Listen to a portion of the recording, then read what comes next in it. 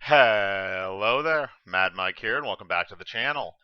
And today we are going to dive into the ongoing controversy with HBO Max, and I'm going to kind of glaze over one incident. The main incident I want to talk about is their removal of Gone with the Wind from the HBO Max platform, and an update they've made recently, or I think it was earlier today, that basically kind of clarified what they were talking about and why it was removed and what's going to be done about it. So um, I'll just kind of go progressively through it. So HBO Max has been getting a little bit of flack. Well, I shouldn't say a little bit, a lot of flack lately, because they had recently removed Elmer Fudd's gun from their revamp of the Looney Tunes, and it's kind of stupid. The gun has a lot of gags with it. You know, Bugs Bunny plugs it with his fingers and it blows up in Elmer Fudd's face and stuff like that. But here's the thing, and again, I understand the idea of, you know, you don't want kids to get the idea, oh, a gun is a toy. I get the idea behind that, but at the same time, if you have a kid who can get his hands on a firearm and he's not supposed to, I think you have bigger problems to worry about. Get a gun safe. But the other thing is that uh, it's on a streaming platform. So if you have it on a streaming platform, whoever that account is in control of it has control of what's being seen on the account. Now I'm not sure how HBO Max specifically works, but the idea is if you don't want certain programming on there, I would assume that you would be able to tell your kid, don't watch it. I'll know if you watched it because I'll be able to see it on the watched programs. You can't delete it. I can see it. I know what you've been watching. So if people honestly didn't want their kids to watch that because of that reason, then you would be able to tell if they did. And the other thing is, you're going to probably be able to see it online pirated in another couple of weeks anyway after it came out. So it doesn't really matter in the long run, and it's just kind of a stupid little change that meant that they bent the knee. Now, that was a minor one. The next one is a major one, and it's the one I'm going to harp on the most, which is the Gone with the Wind one. Now, I will say that they have made an update earlier today that they will be returning Gone to the Wind to HBO Max. However, they will also be including a discussions panel of various people. I didn't see any direct names, but I assume it would be people that are related to film in some way, speaking about the cultural stuff involving the movie and why it's landmark and stuff like that. But it's really just going to be a big round table of them probably shitting on the film.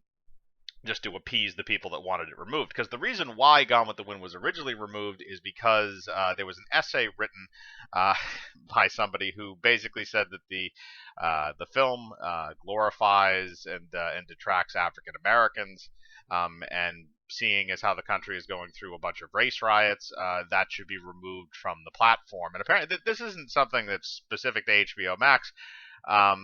It's been floating around in a few other places. Netflix got criticized because the top watched movie was The Help, which I actually like that movie. That's not a bad movie. Again, it's a movie that's kind of hard to watch, especially some scenes, but it's a movie that feels somewhat real and shows you a bit of what people had to go through at that point in time. But then you go to Gone with the Wind. Now, here's the thing. Here's the reason why I have a problem with them removing it. Not just because of the censorship thing and bending the knee. I have a problem with that in general. But I don't get too into it. But the thing with Gone with the Wind is, out of how many movies recently have anybody seen that take place in the Civil War that don't have to do directly with slavery? I can think of a couple of them, mainly war films or spaghetti westerns that really kind of stay away from the subject to an extent. Um, but for the most part, they almost all of them center on the slavery aspect of, or almost all period pieces like that. Period pieces from the 1960s too center on that. Now, if it's a central story element and you're making it seem like it's, if that's the center of your story and you're making it seem cartoonish and archaic and stupid, then yeah, I would understand being pissed about that. But the center point of Gone with the Wind is the story of the O'Hare family. and all the embroilings around the Civil War and stuff like that.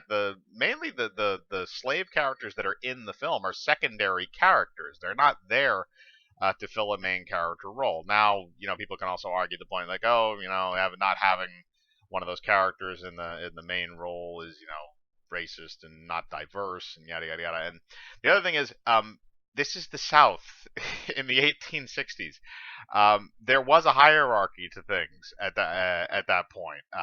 It's not something that Americans should be proud of in any way, shape, or form. What happened, but the point is that the center of the story is not slavery. The center of the story is around basically the people that owned the slaves.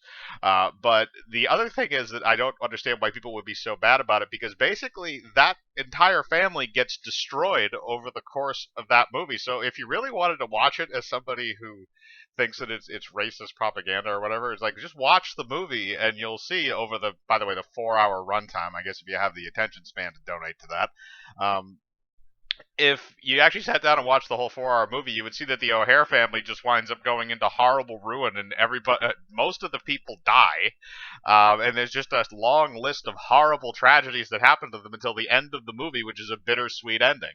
Your high moments are probably the first 45 minutes of that film are your high moments. Everything after that is a fucking train wreck.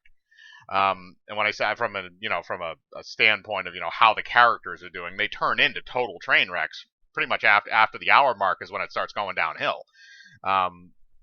So I mean, if you're gonna watch that, you just get to watch the characters that you perceive to be racist get horrible things happen to them. So I don't understand it from that angle either. If you wanted to at least view it that way. But like I said, it's not that element of it. The race element is not the core of the film, which is an outlier among films that are based in that time period, and I realize that. But the other thing is that I do give them credit for putting it back up, or that they will put it back up. They don't list when it's going to go back up, at least not to my knowledge. And then they're going to have the discussion thing. Now, the problem that I might have when they do that is if they did do it, I would say make it two separate things. Make it, okay, you can watch Gone with the Wind, and then you can also watch the discussion about Gone with the Wind and its historical significance, or whatever they decide to call it. So that way it's not tacked on. If they do something asinine, like they say, oh, if you want to watch Gone with the Wind, you have to watch this whole 1-hour discussion about it, and then follow that up with a 4-hour movie. It's a pain. It's kind of stupid to fast forward through 1 hour and then get to your movie. Which again, it's more of a minor inconvenience type of thing. But I feel like most people that are going to watch that movie are probably people that want to watch the movie and don't want to watch the discussion about the movie. So I would imagine that they would be two separate things. If they, like I said, if they lump them together, I think that's kind of stupid. If they lump it at the end, that's just kind of insulting to the other content, because now you're just saying like, okay, credits roll, turn off the movie, and then even though it still says there's an hour remaining. Again, I also have no idea how long this discussion would actually last, because I think they've yet to record it, or they're going to be recording it very soon. But yeah, I have a problem with it from that perspective, where I don't think there's enough reasoning to remove it. I don't think it's a good move to remove it. I think that what they should have done, if they really did want to do something like that and tell both sides and explain the historical significance in a realistic way. I don't know if the conversation is going to actually be realistic. It could just be an echo chamber. But if you have a realistic conversation about it, then yeah, I would say if you want to air that alongside it, that would be an interesting piece of film, companion piece to that film, and might give you a little bit more insight on, maybe what was happening then, or talk about the historical significances, and is it accurate to Civil War era? I don't know when the actual story of Gone with the Wind was written. I could possibly guess probably 1870s or 80s, something like that, maybe before the turn of the century. But I think that ultimately, if they were going to do it, they should have never pulled the film, and they should have just said we're going to put this up to go with the film, and it's going to discuss all these things. So if you want context, if you want reasons for that, then we're going to put that up. They also did clarify in their statement that they would not be editing Gone with the Wind at all, the actual film. Now, only time will tell if that actually stands true because people are going to have to watch the movie on their platform and compare and contrast. And I'm sure there's going to be people out there that will. So when they actually do that, then you'll see if they're actually telling the truth about not editing the film at all.